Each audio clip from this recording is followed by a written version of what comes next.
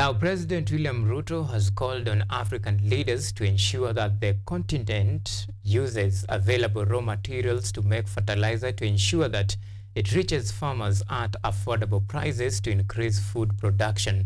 President William Ruto spoke today during the last day of Africa Fertilizer and Soil Health Summit, which was held at the Kenyatta International Conference Center, or if you prefer the acronym KICC, in Nairobi, as Dorothy Musyoka now reports.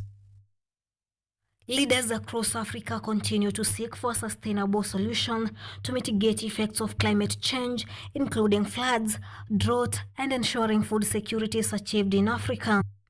President William Ruto, while presiding over Africa Fertilizer and Soil Health Summit at Kenyatta International Convention Center in Nairobi, has highlighted the need for African countries to use the raw materials available to produce fertilizer, a move that will increase food production in the continent. It is therefore important in this meeting for us to address fertilizer availability, production of fertilizer using locally available raw materials in our continent, making sure that this fertilizer enhances our agricultural productivity.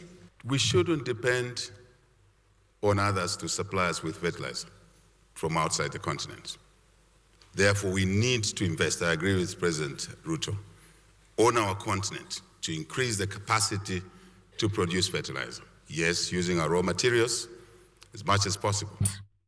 Additionally, the head of state maintained that discussions on fertilizer and soil health will improve the agricultural sector, as it will contribute to economic growth as well as attain food security. For much of the inflation we see in our economies is fueled by food inflation.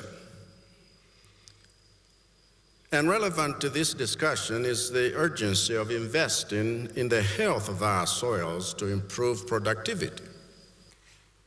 Three things are very important. Number one, soil health and fertilizer is important because Africa has 60% of the world's uncultivated arable land. That potential is immense. And unlocking that potential is central to our economic growth.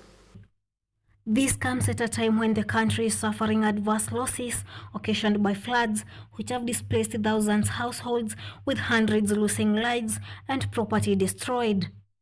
The Africa Fertilizer and Soil Health Summit, which started on 7th May 2024 and concluded today under the theme Listen to the Land, aimed at highlighting the crucial role of fertilizer and soil health in stimulating sustainable productivity growth in African agriculture, and to agree on an African fertilizer and soil health action plan.